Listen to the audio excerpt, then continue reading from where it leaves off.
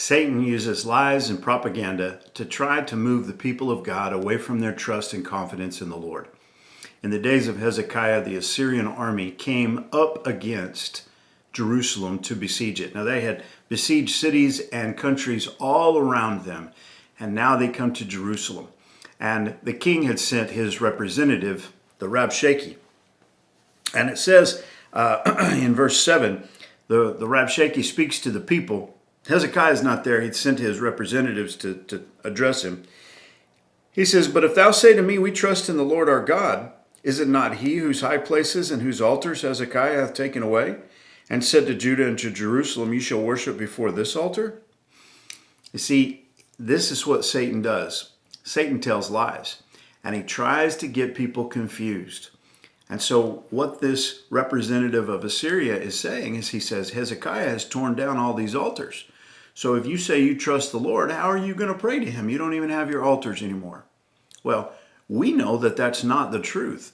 The true altar to the Lord is there in the city of Jerusalem. There is no idol to the true God. And Hezekiah had destroyed idolatrous temples and idols and high places and things like that to false gods and to demons. And so what the Rabshakeh is doing is he is lying to the people, and he is trying to draw the people away from trusting in the Lord and from trusting their king. In verse 10 he says, "And am I now come up without the Lord against this land to destroy it? The Lord said unto me, go up against the land and destroy it." So now he's trying to get the people to abandon their faith in their God and in Hezekiah, because he says, hey, your God, the Lord, and he calls him by name in the Hebrew language. He said to me to come up and destroy this city.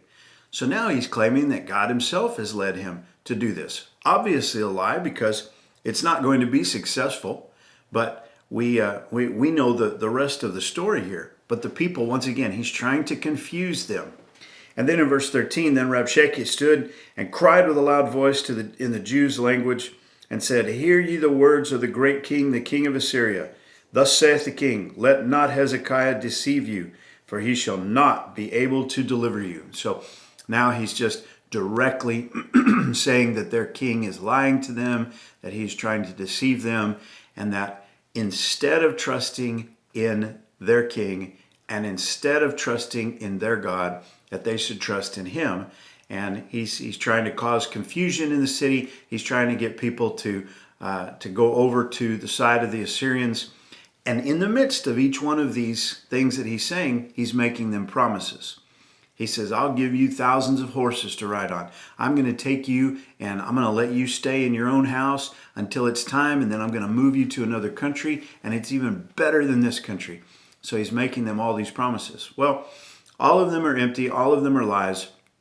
And ultimately they're going to fail. But one of the things that we can learn as we read about this and how he acted is this is the way that the enemy works.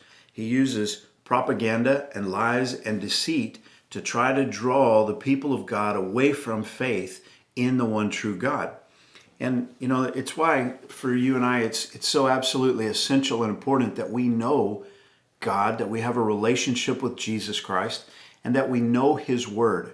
Because God has spoken to us later on, not this time, but later on, God is going to allow a foreign army to come and conquer the people. Guess what he's going to do beforehand? He's going to tell his prophets.